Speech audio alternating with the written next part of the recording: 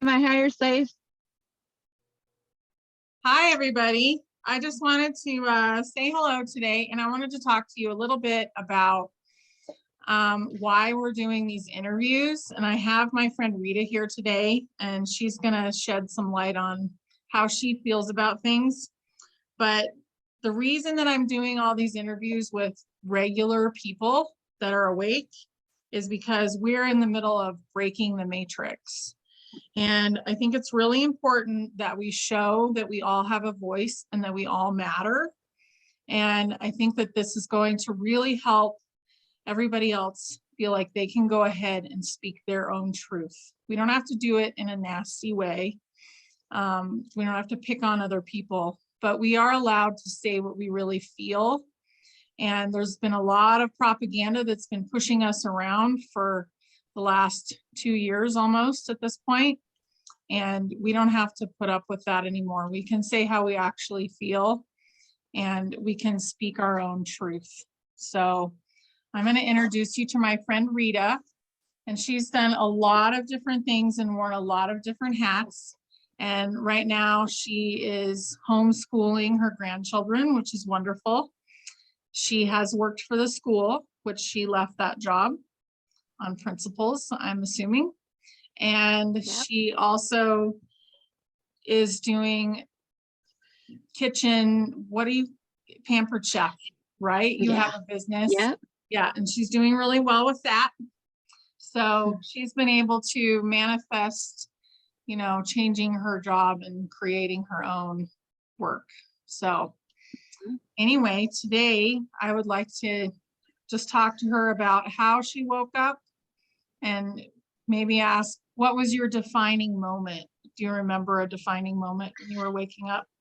Yes, I actually do. So a long time ago, when my kids were little, my baby is 26. So I'm going to say over 20 years ago, our skies were totally blue. Totally blue in the summertime, totally blue in the wintertime. Absolutely gorgeous. And then I remember, like there was like fires and stuff like that. And so there was always this little bit of haze that started showing up in the summertime. And I couldn't quite figure it out because it was always there. And then I remember going with either my son or my husband or some family members over to Idaho, and we went to some store. I want to say it was like an army surplus or something, and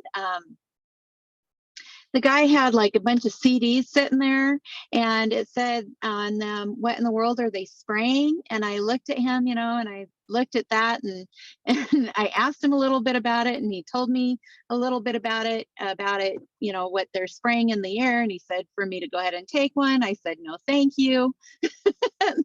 And so that was where this seed was planted. And then eventually I started noticing, all the chemical trails or the contrails, whatever, from the airplanes in the skies, and how they were just, painting things up, and skies weren't quite like they used to be. So I actually went online and stumbled upon it, which I do that a lot, stumble upon things or into people. And watched the first one, and then I also watched the second one, and that was my defining moment of, yes, there's something weird, something not right going on. Then I remember being at school and working outside, during recess. You're outside, you see the sky every day, and you could just see the stuff and the gray. And I would talk about it sometimes to the kids. I'm like, do you ever look up at the sky? What are those things? Just planting the seed in their little brains. And they're like, oh no, just not noticing it. And then I did have one kiddo that did, and the adults, none of them ever did. They thought I was crazy. And and I'm like, oh my gosh, I know I'm not crazy because this is not right. And so that was my defining moment. And then I also, at that time, I realized that people weren't paying attention. I mean, they're like had no clue. I Mhm. remember being outside too one time, and it was winter, it was cold, and something floated down. And number one, it wasn't snow, and it looked like lint, but it was like very fine. And I went to go and touch it and pick it up, and it just like disintegrated.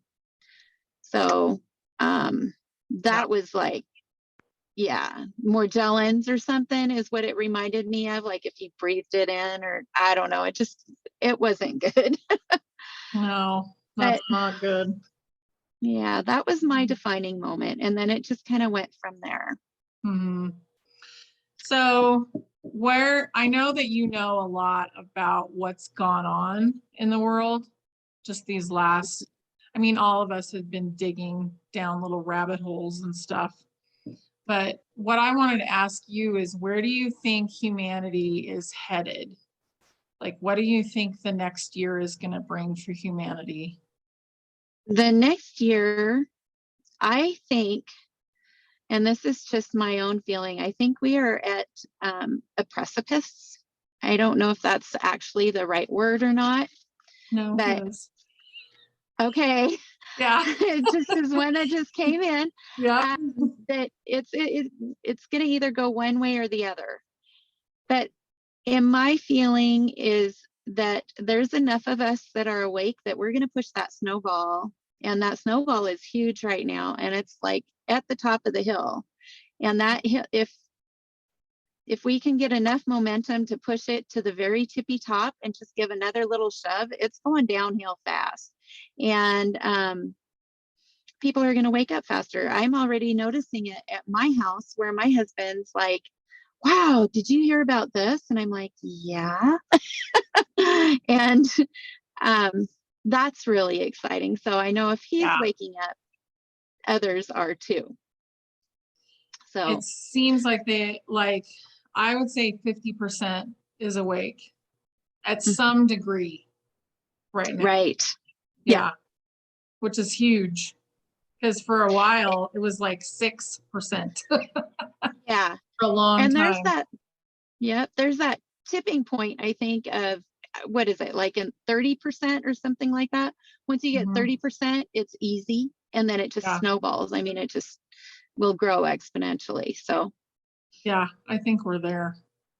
I think so too. I think And the I only think thing that everything's hasn't going to be happened is okay. we haven't seen it like publicly.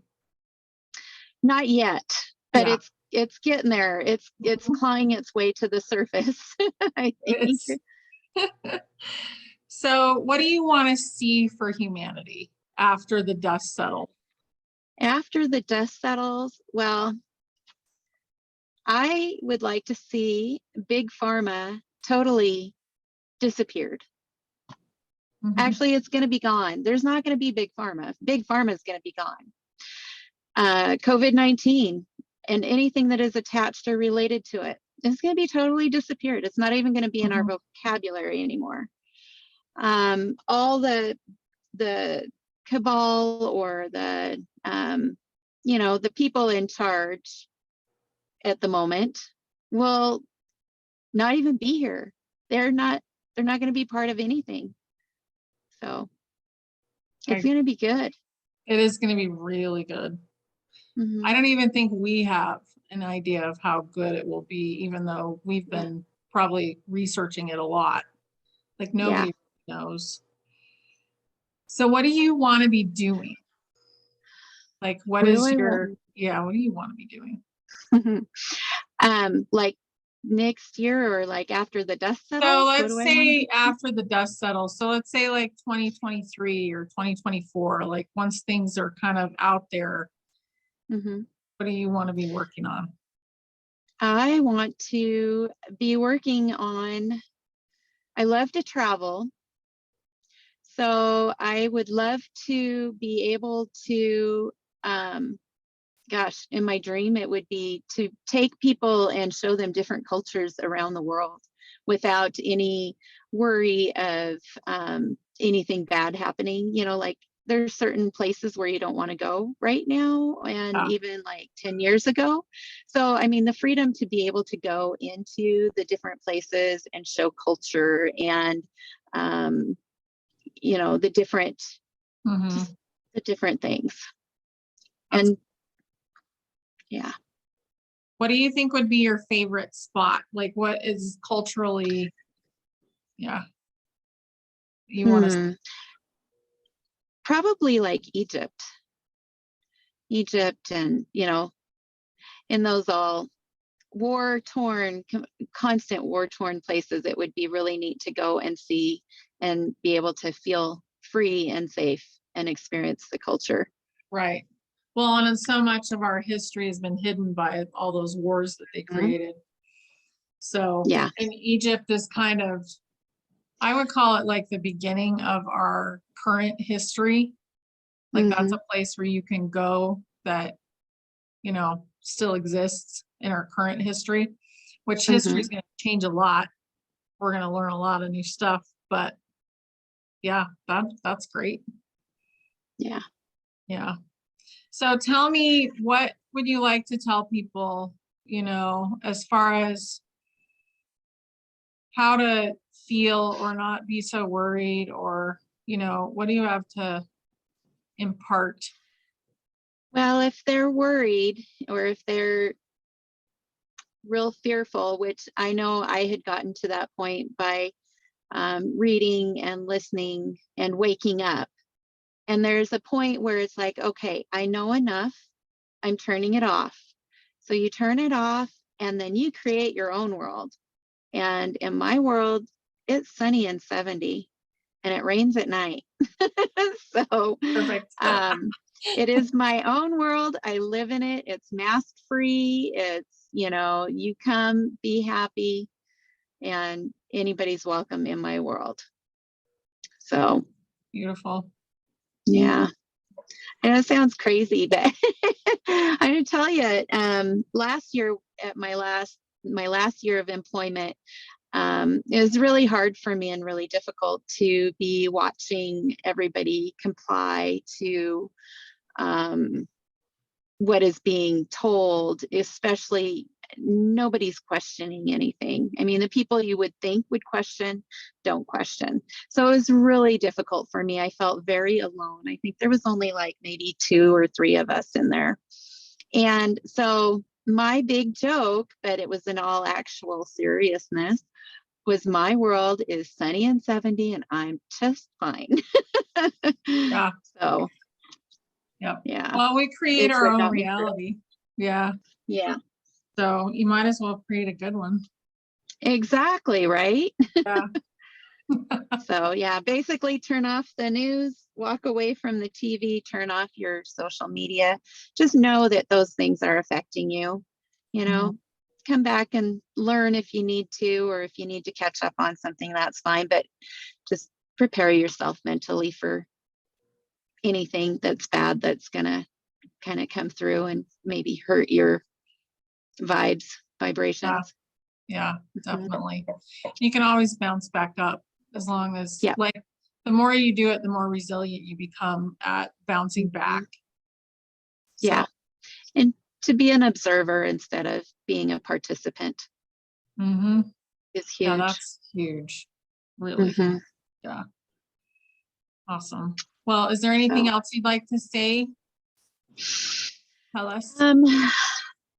I guess just plant the seeds. Some people aren't ready. And so if you just plant the seed and, they're going to argue with you or they're going to say their point of view, but don't argue with them.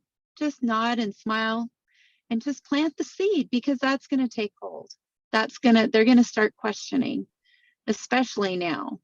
I think, it's a lot different than it was 20 years ago. So, right. It's a lot different than it was 2 months ago. yeah, Huge. Absolutely. It is huge. Well, thank you so much, Rita. I really appreciate this. Maybe we can do some kind of like a hidden history type, interview next time. I think that would be really fun. Oh, that would be. Yeah. Absolutely. So, okay. Yeah. Well, thank you. All right. Thank you. And thanks everybody for listening.